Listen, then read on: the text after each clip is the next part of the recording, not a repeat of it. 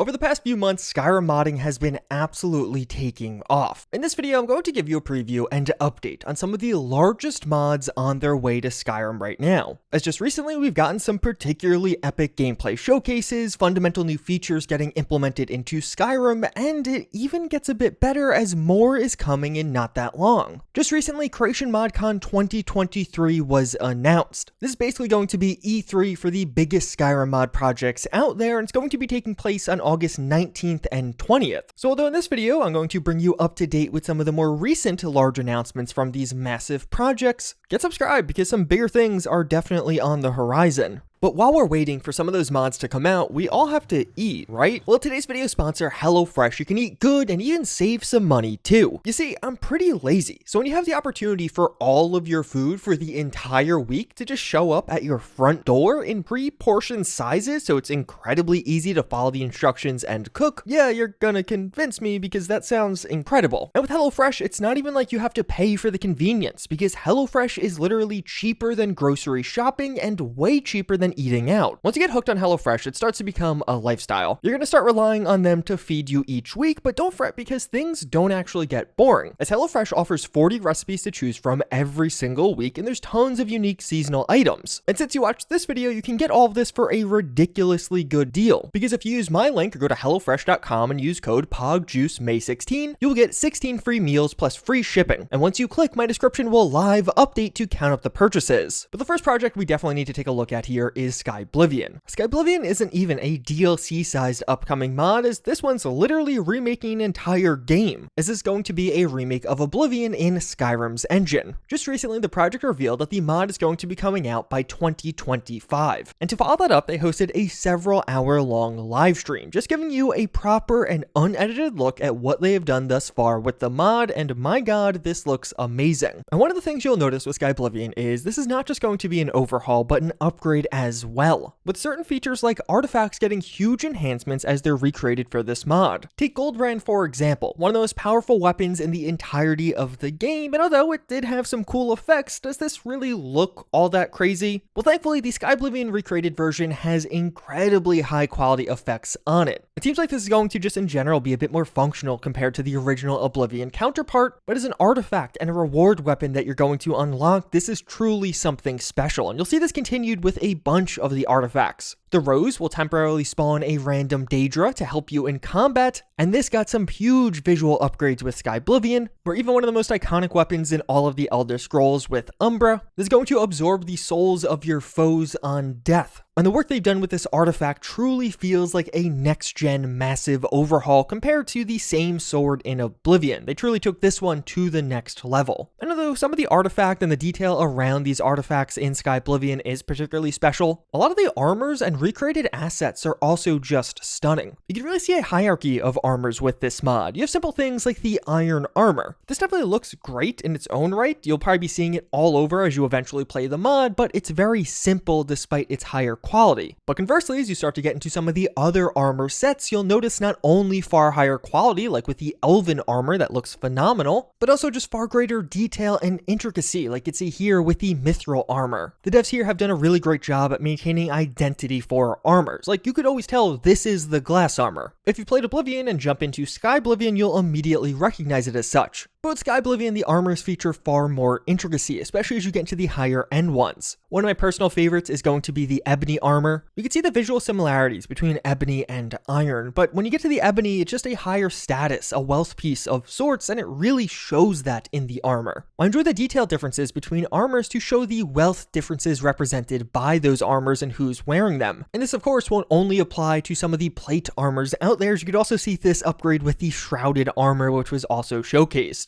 But this mod is going to have some upgrades even beyond just stuff and things. Like new features returning, such as underwater combat will finally be back in Skyrim's engine. One of the big upgrades they want to bring with Skyblivion is enhancing the exploration compared to Oblivion. There's going to be more random things scattered around that you're able to stumble upon, so it actually encourages you to explore. This won't necessarily be a part of a quest, but rather just be found in the environment randomly as you're walking from place to place, actually giving you some incentives to get off the beaten path. Even beyond that, we're able to see a random boulder event a bit later in the stream, which definitely seems like something Todd Howard would love. And since they are bringing things to Skyrim's engine, some of those Skyrim features will be implemented as well. As during the stream, they also describe how there's plans to implement some of the crafting features of Skyrim into the larger mod, despite these same crafting features not being in Oblivion originally, but also some upgrades with familiar features. Followers are going to be a part of Skyblivion. They'll be a bit harder to get and a bit simpler compared to Skyrim's followers, although having more functionality compared to Oblivion's original followers. And despite all of this, I could see a lot of people worrying that the mod is getting off track, but the developers make it very clear the core focus here is still implementing the main features of Oblivion first and foremost. But then we also get a look at some of the cities and landscapes being recreated for this mod, and my god, immediately you can see how much of a massive upgrade this is going to be. Despite this being on the same engine as Skyrim, I think Skyrim's age really starts to show, as these recreated cities for Skyblivion look even better than most Skyrim towns and definitely have far more detail. There's this beautiful mix of that old world architecture meshed with the lushness and foliage. The devs also describe a cool process of how they actually use Oblivion models for some of the structures while they work on recreating them. So you can actually get the town laid out as you have placeholder structures sitting there before the final version is complete. And here we also get a bit of a look and a preview of the Dark Brotherhood. This is where I think the visual upgrades from Skyblivion became the most obvious. The interior designs and stone assets simply look amazing, far higher quality than Oblivion, I think, even just by modern game standards. These look incredible. But of course, these aren't just pretty things to look at, there are also things to do here. As we then transition to a short quest, we're going to be helping this poor lady get some jumbo potatoes during a quest where we are hunting down a potato thief. And just as they run through this area, I once again need to comment on how incredible these environments look. The environmental lushness of this mod just never ceases to amaze me. Although we also do get a look at a re-implemented ogre for the mod, but it's some shockingly high quality textures, and there's a reason for that. This ogre is from the Fourth Unknown. This is a modder who's been consistently posting mods for Skyrim already. You probably have heard of him, and they were working on this as a standalone mod, but it was incorporated into the project as the ogre looked better than the mod ogre that was created. And something you may notice in the background here that you may see at other points is this is definitely a work in progress mod. So as such, some of the enemies may not be moving in the way you would expect. This is because nav meshing isn't done, so the enemies can't really see the ground. They're largely just stuck in place. But of course, things won't actually launch that way. And we gotta look at some other towns as well, like Water's Edge. I think it's pretty nice as a contrast to see some of these smaller farming areas in Cyrodiil. They still feature a ton of nice details, and the architecture looks phenomenal here. And as with all of this mod, this town is very faithfully recreated, but with some very nice and noticeable upgrades. And just outside of Water's Edge, you could find gates added to the world. There's another feature from Skyrim that's going to be implemented into the base mod, as this is going to basically be the bordering area of Elsewhere. And as you go through and look at the gate, you'll be able to see the environmental and terrain differences from Elsewhere to Cyrodiil as that transition occurs. The devs describe how this was a feature in Skyrim that they were a big fan of, so they decided to add it into Skyblivion. But one of the cities being recreated for Skyblivion is a bit different. That's Leyawiin. As with Leyawiin, Skyblivion is doing something special. Rather than just making it based off the original city of Leyawiin, how it appeared in Oblivion, they're actually basing the Skyblivion variant off the original concept art for Oblivion. As it almost seems like Bethesda had some pretty grand plans for Leyawiin, but likely due to engine limitations and even just the technology at the time, they had a simpler version in the base game. But now, in Skyrim's engine, the modders are able to recreate the bigger, better version of Leyawiin, and this city looks absolutely phenomenal. It has this epic style of being a familiar castle with its stoneworks and defenses, but at the same time, this is a trade city, so you can also see some of that wealth that is being generated and spent in this city, and some of the nicer homes created as a result. Just outside of Leyawiin, there is a nice side quest that can be found. We're able to help a guard deal with some local skooma dealers, and as an aside, this guard definitely has some pretty great looking armor on them, but I think this was a nice showcase of some of the surrounding areas, and even a bit of a demo of another artifact. This one's going to make the ground shake with each stationary power attack, so hopefully being another good example of how this mod is upgrading and enhancing over just recreating. But with that in mind, one of the coolest things that was shown off during this entire stream was the realm of Peryite. We're going to go here during one of the quests for the Daedric Prince Peryite, but in Oblivion originally, this realm was largely just similar to some of the other realms out there. Whether this be due to a lack of time or resources, it was very similar to some of the other realms and other areas you would experience in Oblivion. But with Skyblivion, they are of course upgrading things once again, as now we're able to see this realm specifically tailored to suit this particular Daedric Prince. Peryite is the Daedric Prince of Pestilence, dealing with contamination and disease.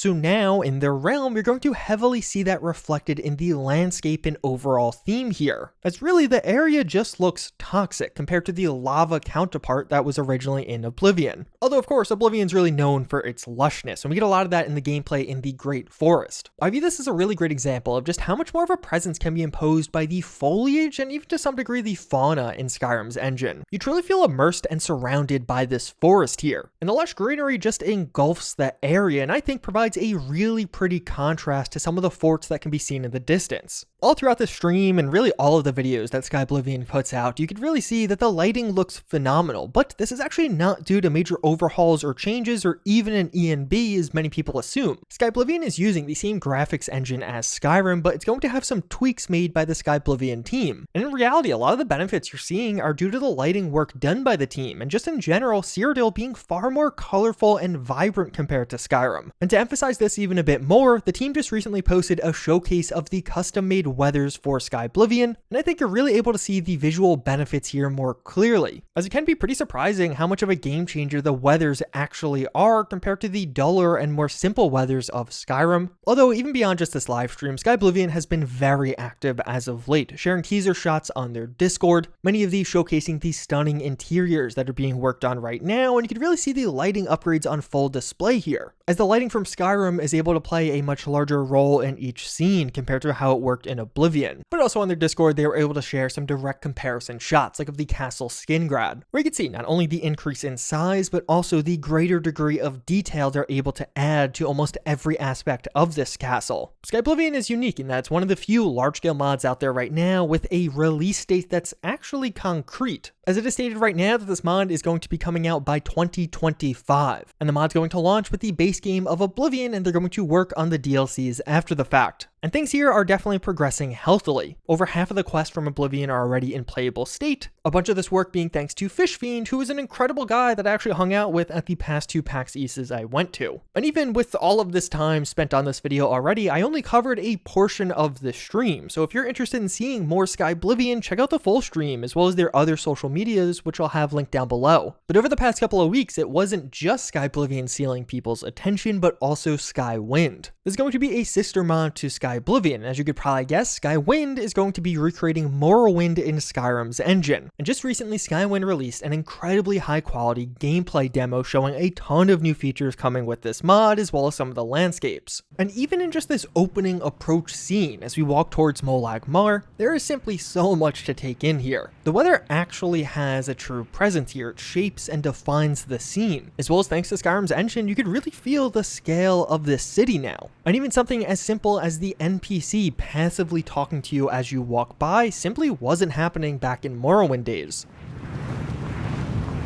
What, Outlander, why do you disturb me?